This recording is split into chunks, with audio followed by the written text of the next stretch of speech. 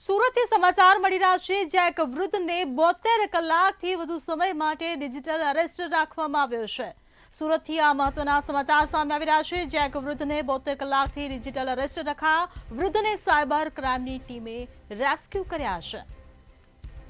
ત્યારે મનપા પૂર્વ કર્મચારી બન્યા હતા ડિજિટલ અરેસ્ટનો શિકાર। તો છેલ્લા 72 કલાકથી તે ડિજિટલ અરેસ્ટ હતા। પોલીસે પૂર્વ કર્મચારીને ડિજિટલ અરેસ્ટમાંથી છોડાવ્યા। લાઈવ ડિજિટલ અરેસ્ટ દરમિયાન પોલીસ પહોંચી ગઈ હતી। તો સુરતથી આ મહત્વપૂર્ણ સમાચાર સામે આવી રહ્યા છે જ્યાં ડિજિટલ અરેસ્ટનો લાઈવ વિડીયો સામે આવ્યો છે।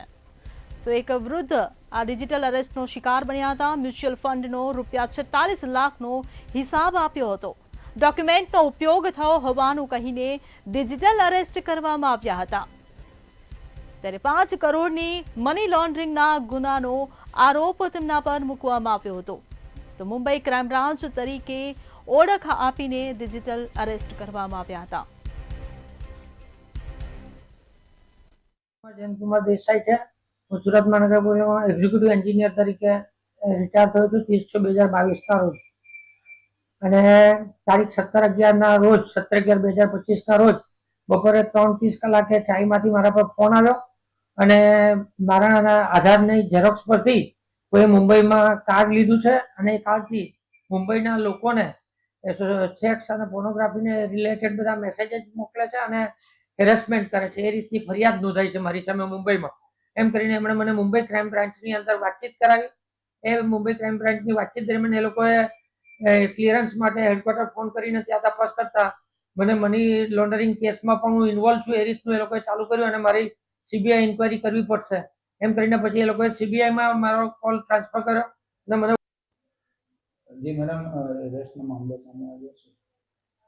ગઈકાલે સાયબર ક્રાઇમ સેલ સુરત પોલીસને માહિતી મળી કે એક એસએમસીના રિટાયર્ડ વરિષ્ઠ નાગરિક છે, એમનું નામ છે અમિતભાઈ દેસાઈ અને એમની સાથે ડિજિટલ અરેસ્ટની પ્રક્રિયા ચાલુમાં જ છે। તો અમારી ટીમ તરત જ એમની રેસિડેન્સમાં પહોંચી ગઈ અને જ્યારે પહોંચી ત્યારે કોલ લાઈવ જ હતો અને એમાં જે સામેવાળો ક્રિમિનલ છે એ પોતાને મુંબઈ ક્રાઇમ બ્રાન્ચથી એક આઈપીએસ ઓફિસર તરીકે ઓળખ આપીને એમની સાથે છેતરપિંડી કરતો હતો। એમની પાસેથી આખી મિલકતની ડિટેલ્સ પણ લઈ લીધી હતી અને જે ડિજિટલ અરેસ્ટ છે એ છેલ્લા 3 દિવસથી ચાલતો હતો અને જે મિલકતની માહિતી 46 લાખની એમની પાસેથી મેળવી।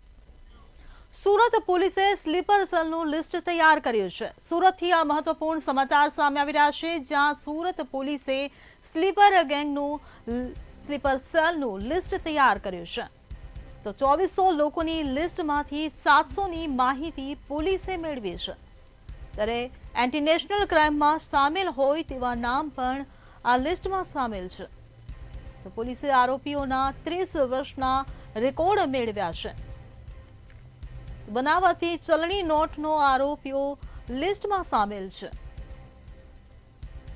સુરતથી આ મહત્વપૂર્ણ સમાચાર સામે આવી રહ્યા છે જ્યાં સિરિયસ એક્ટ ટેરર એક્ટના આરોપીઓ લિસ્ટમાં છે।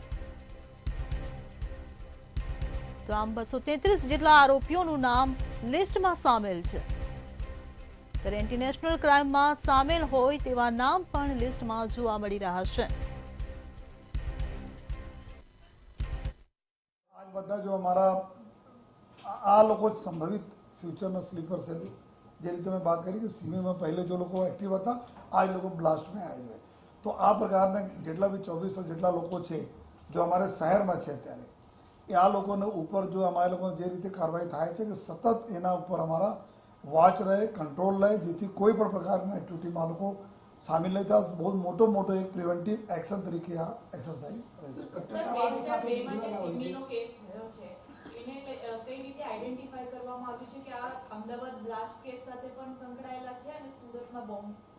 આ તો જ્યારે તપાસ થઈ હતી આમાં જો ઘણા બધા જો ગુનાઓ જો દાખલ થયા ડિટેક્ટ થયા આમાં બધા પકડાયા હતા। આમાં अपने यहाँ जो हाल जो 11 जो टोटल ओवरऑल सीमी केसेस थे था पूरा जो है कम्बाइंड पूरे गुजरात में आमा 11 था। 11 में अत्यारे 9 जो है अपने यहाँ छे અને એક આમાંથી એક સાજિદ ગુલામ ખ્વાજા મંસૂરી હતા જો બોમ્બ પ્લાન્ટ કરવામાં એના ફાંસીની બી સજા અમદાવાદ। પાટણ પાલિકામાં મહિલાઓ દ્વારા હલ્લાબોલ મચાવવામાં આવ્યો છે। પાટણથી આ મહત્વપૂર્ણ સમાચાર સામે આવી રહ્યા છે જ્યાં પાટણ પાલિકામાં મહિલાઓ દ્વારા હલ્લાબોલ કરવામાં આવ્યો છે। મહિલાઓ પાલિકા પહોંચીને ભારે વિરોધ પ્રદર્શિત કર્યો છે. તો પાટણથી આ સમાચાર સામે આવી રહ્યા છે, જ્યાં મહિલાઓએ આક્રોશમાં આવીને પાલિકામાં જઈને હલ્લાબોલ મચાવ્યો છે. તો મોટી સંખ્યામાં મહિલાઓએ રેલી યોજીને ભારે સૂત્રોચ્ચાર કર્યા. અંબાજી નેડિયા વિસ્તારમાં વરસાદી પાણી નિકાલની આ મહિલાઓ દ્વારા માંગ કરવામાં આવી રહી છે. ગટર અને રસ્તાની સમસ્યા દૂર કરવાની માંગ સાથે ભારે વિરોધ કરવામાં આવી રહ્યો છે.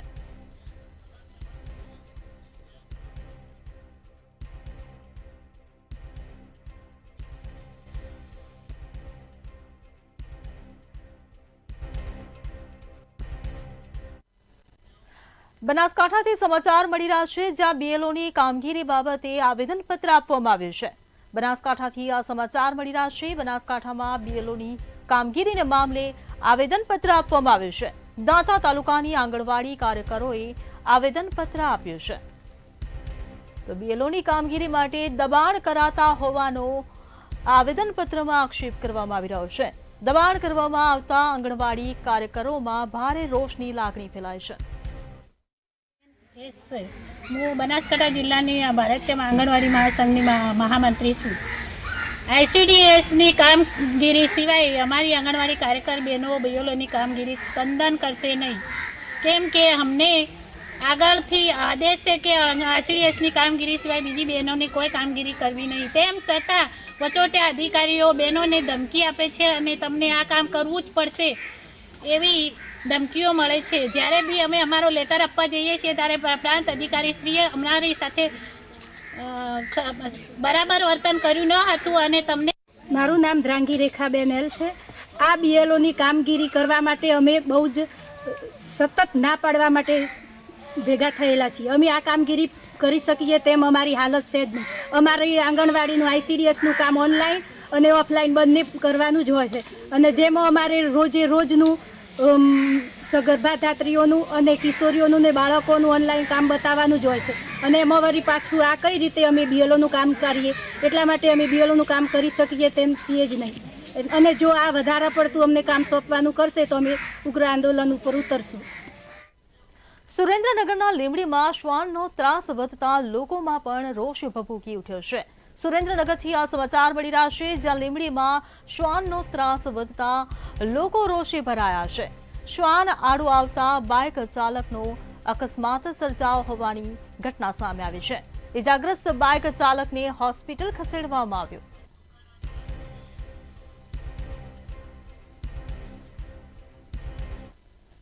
ધંધુકાના ધારાસભ્યએ મુખ્યમંત્રીને પત્ર લખીને રજૂઆત કરી છે.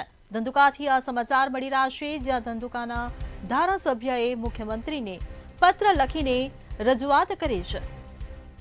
તો ધોલેરા ધંધુકા બે તાલુકાને કૃષિ સહાયમાં બાકાત રખાયા હોવાનો ઉલ્લેખ કર્યો છે.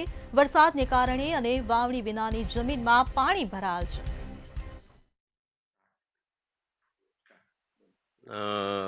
મારા વિધાનસભાના મતક્ષેત્ર ધોલેરા ધંધુકામાં કમોસમી વરસાદને કારણે ઊભા પાકને નુકસાન થયું છે. તેમજ અમુક વિસ્તાર એવો છે કે જ્યાં પાણી ભરાયા એના હિસાબે વાવણી થઈ શકે એમ નથી. તો મેં ગયા મંગળવારે જીતુભાઈ વાઘાણી આપણા કૃષિ મંત્રી અને મુખ્યમંત્રી શ્રીને અમે અમારા કાર્યકર્તાઓ સાથે જઈ રજૂઆત કરી અને આવા ખેડૂતોનો પણ સમાવેશ થાય એ ભલામણ કરેલ છે. અરવલ્લી જિલ્લાના મેઘરજમાં રવિ પાકના વાવેતર કરવામાં આવ્યું છે, ત્યારે વાવેતર કર્યા બાદ યુરિયા ખાતરની અછત ઊભી થઈ હોવાનું સામે આવ્યું છે. તાલુકા મથક મેઘરજ સહિત પંથકમાં યુરિયા ખાતર માટે ખેડૂતોની લાંબી લાઈનોમાં ઊભા રહેવાની સ્થિતિ ઊભી થઈ છે. છેલ્લા 5 દિવસથી ખાતર લેવા માટે લાઈનમાં ઊભા રહેવા મજબૂર બની તંત્ર સામે રોષ વ્યક્ત કરી રહ્યા છે.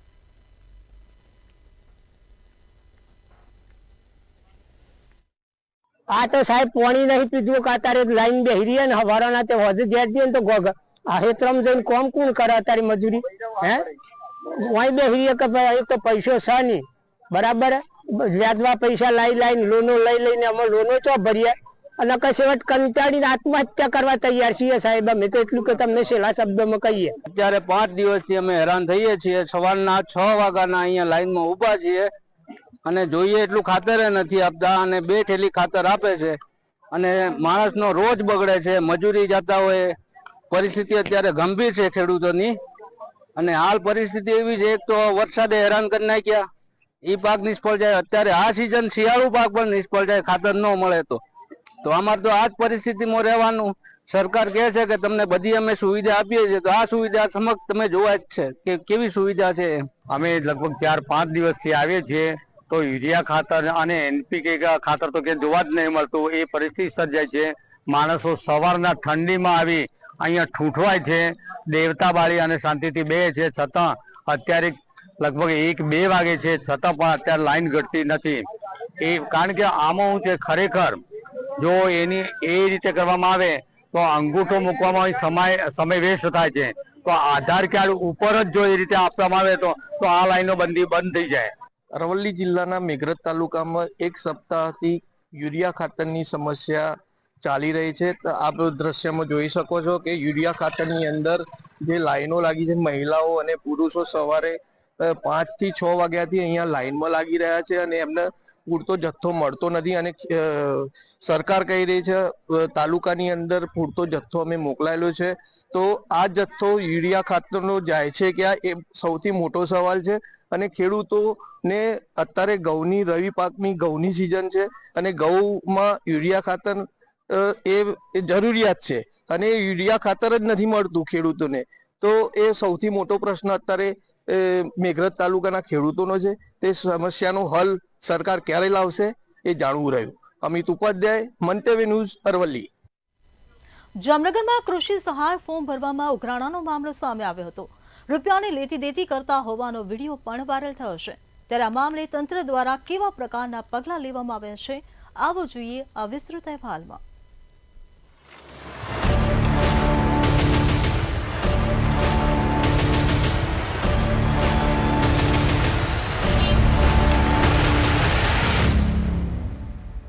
એક તરફ કમોસમી વરસાદના કારણે ખેડૂતોને મોટા પાયે નુકસાન થયું છે, ત્યારે રાજ્ય સરકાર દ્વારા પાક નુકસાનીને લઈ સહાય પેકેજ જાહેર કરવામાં આવ્યું છે. ત્યારે હવે પાક નુકસાનીની સહાય માટે ખેડૂતો ફોર્મ ભરવા માટે દોડધામ કરી રહ્યા છે. જ્યારે આ વચ્ચે જામનગરમાં કૃષિ સહાય ફોર્મ ભરવા VCE દ્વારા સહાય ફોર્મ માટે ઉઘરાણા કરાતા હોવાનો આક્ષેપ લાગ્યો છે. એક ફોર્મ દીઠ ખેડૂત પાસેથી 100 રૂપિયા લેવામાં આવે છે. ફોર્મ ફ્રીમાં ભરવાના હોવા છતાં ખેડૂતો પાસેથી ઉઘરાણા કરાય છે. ત્યારે રૂપિયાની લેતી દેતી કરાતા હોવાનો વિડીયો પણ સોશિયલ મીડિયા પર વાયરલ થઈ રહ્યો છે. સોયલમાં VCE દ્વારા રૂપિયા લેવાનો મામલો સામે આવતા તંત્ર જાગ્યું છે. ત્યારે આ મામલે જામનગર જિલ્લા પંચાયતના હિસાબી અધિકારીએ શું કહ્યું, આવો સાંભળીએ. સોયલ ગામના VCE દ્વારા ખેડૂતોને અરજી દીઠ પૈસા ઉઘરાવવા બાબતની જે ફરિયાદ અમને ગઈકાલે અમને પ્રચાર માધ્યમોના માધ્યમથી જે મળેલી છે, તે અન્વયે કાર્યવાહી કરતા અત્રેની કચેરી દ્વારા તાલુકા વિકાસ અધિકારી ધ્રોલને VCE વિરુદ્ધ કાર્યવાહી કરવાની સૂચના આપવામાં આવેલી હતી. જે અન્વયે તાલુકા વિકાસ અધિકારી ધ્રોલ દ્વારા લગત VCEના ID જે છે એ સસ્પેન્ડ કરી એમના IDમાંથી અરજી કરવા અંગેના રાઇટ્સ પરત ખેંચી લેવામાં આવ્યા છે અને VCEને આ બાબતે નોટિસ પણ ઇસ્યુ કરવામાં આવી છે. જ્યારે રૂપિયાની લેતી દેતી કરતા હોવાનો વિડીયો સોશિયલ મીડિયામાં વાયરલ થતા ધ્રોલ, TDO અને VCEને સસ્પેન્ડ કરવામાં આવ્યા છે. તેમજ સોયલ ગામના VCEનું ID પણ બંધ કરવામાં આવ્યું છે.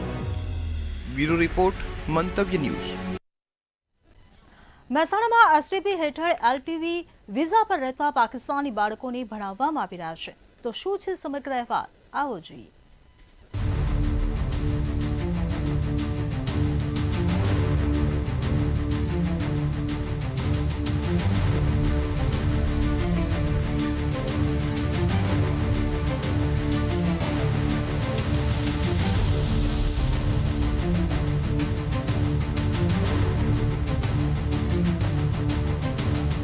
કેટલાક બાળકો એવા હોય છે જે ગરીબી કે અન્ય કારણોસર શિક્ષણથી વંચિત રહી જાય છે. ત્યારે મહેસાણા જિલ્લામાં એક અનોખી પહેલ શરૂ કરવામાં આવી, જેમાં માત્ર સ્થાનિક બાળકોને જ નહીં પરંતુ અન્ય સમુદાય માટે આશાનું કિરણ બની છે. જેનો જન્મ તો પાકિસ્તાનમાં થયો છે, પણ હવે ગુજરાતમાંથી શિક્ષણ મેળવી રહ્યા છે. પાકિસ્તાન છોડ્યા બાદ LTV વિઝા પર રહેતા પરિવારોના બાળકોનું અધૂરું શિક્ષણ રહી ગયું છે, તે હવે ગુજરાતની સરકારી શાળાઓ થકી મેળવી રહ્યા છે. આ બાળકો માટે સુરેન્દ્રનગર ખાતે ગૌચરની જમીનમાં દબાણ મામલે અનોખો વિરોધ કરવામાં આવ્યો હતો. ખોડુ ગામના માલધારી સમાજ દ્વારા અનોખી રીતે વિરોધ કરવામાં આવ્યો હતો.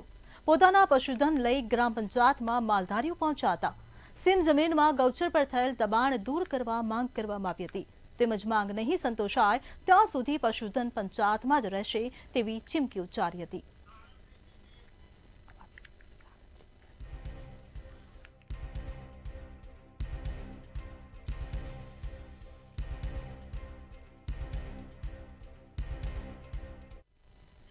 અમદાવાદ ખાતે એશિયા પેસિફિક કોલેજમાં NSUI દ્વારા હોબાળો મચાવવામાં આવ્યો હતો. પરીક્ષાના આગલા દિવસે આગામી સેમેસ્ટરની કોલેજે ફી માંગી હતી. કોલેજે વિદ્યાર્થીઓના ઓરિજિનલ ડોક્યુમેન્ટ જમા રાખ્યાનો આક્ષેપ કરવામાં આવ્યો હતો. NSUI કાર્યકરોએ કોલેજમાં નકલી નોટો ઉછાળી વિરોધ કર્યો હતો. ઓરિજિનલ ડોક્યુમેન્ટ જમા ન રાખતાનો કોલેજ પ્રશાસન દ્વારા બચાવ કરવામાં આવ્યો હતો. તેમજ સ્કોલરશીપ લેવાની હોય એમની પાસે વહેલા ફી માંગી હોવાનો દાવો કરાયો હતો.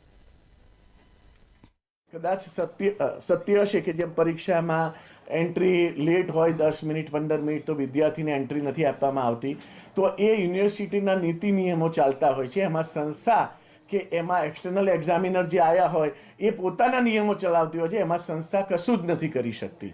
એમાં સંસ્થાના હાથમાં કશું નથી હોતું. ના, ઓરિજિનલ ડોક્યુમેન્ટ્સ એ વિદ્યાર્થીએ જ્યારે એડમિશન્સ માટે બતાવ્યા હોય, બરાબર છે, અને કોક વિદ્યાર્થીએ કદાચ એવા ડોક્યુમેન્ટ જમા કરાયા હોય. આજરોજ NSUI દ્વારા એશિયા પેસિફિક કોલેજમાં સેમ 3માં ભણતા વિદ્યાર્થીઓ જેને કાલે એક્ઝામ છે અને આજે પણ હોલ ટિકિટ નથી આપવામાં આવી. બીજી વસ્તુ કે છોકરાઓ જ્યારે પણ એક્ઝામ હોય અને એમાં 5 મિનિટ કે 10 મિનિટ જ્યારે પણ મોડા પડે છે તો એમના કોલેજ દ્વારા અંદર પ્રવેશ કરવામાં નથી આવતો કે તમે નીકળી જાઓ, તમારી એક્ઝામ પતી ગઈ છે. એના લીધે આજે એશિયા પેસિફિક કોલેજમાં નકલી નોટો ઉછાળીને વિરોધ કરવામાં આવ્યો હતો. અમારી માંગ એ હતી કે જે પણ છોકરાઓની હોલ ટિકિટ નથી આપતા તેને જલ્દીથી જલ્દી હોલ ટિકિટ આપે. સૌરાષ્ટ્ર યુનિવર્સિટી અને જામનગરની HJ દોશી કોલેજનું પેપર સરખું નીકળ્યું હોવાનું સામે આવ્યું છે. HJ દોશી કોલેજ અને સૌરાષ્ટ્ર યુનિવર્સિટી વચ્ચે સાંઠગાંઠ હોવાના આક્ષેપ કરવામાં આવી રહ્યા છે. પેપર એક સરખું નીકળતા તપાસ કરવામાં આવે તેવી માંગ ઉઠી છે. જવાબદાર સામે કડક કાર્યવાહી કરવામાં આવે તેવી વિદ્યાર્થીઓ દ્વારા માંગ કરવામાં આવી છે.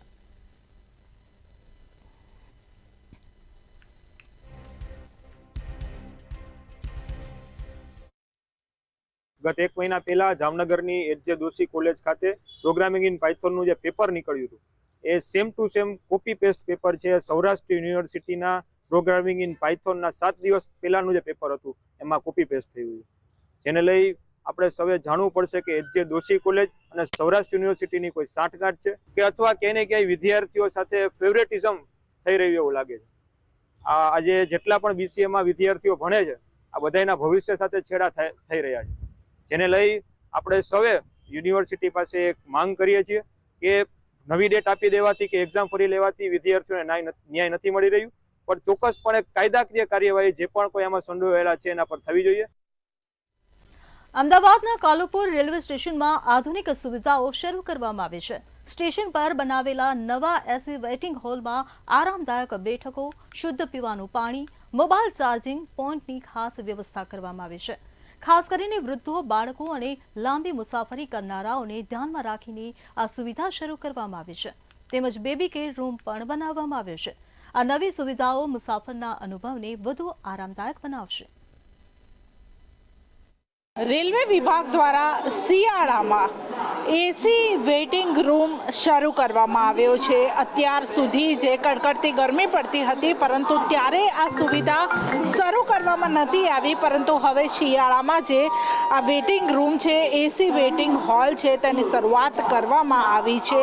હવે જે મુસાફરો છે તે અહીંયા વેઇટિંગ AC રૂમમાં વેઇટિંગ કરી શકશે તે પ્રમાણેની વ્યવસ્થા છે તે રેલવે વિભાગ દ્વારા કરવામાં આવી છે. જે 150 જેટલા જે મુસાફરો છે તે અહીંયા એક સાથે બેસી શકે તે પ્રમાણેનો આખો જે AC હોલ છે તે બનાવાયો છે.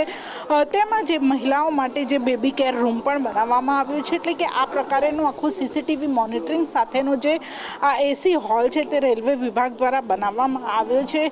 હવે જે તમામ જે મુસાફરો છે કે જેને અહીંયા એસી હોલમાં જે વેઇટિંગ કરવું હશે તેમની માટે એક ચાર્જ પણ રાખવામાં આવ્યો છે.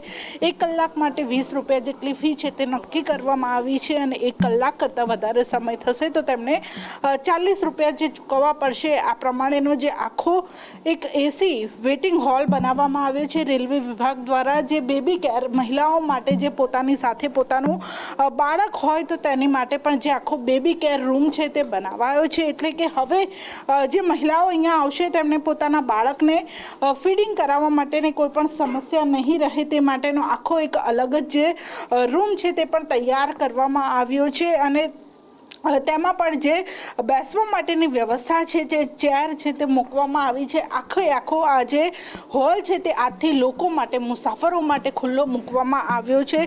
સર, શિયાળામાં શા માટે આ હોલ શરૂ કરવાની જરૂર પડી?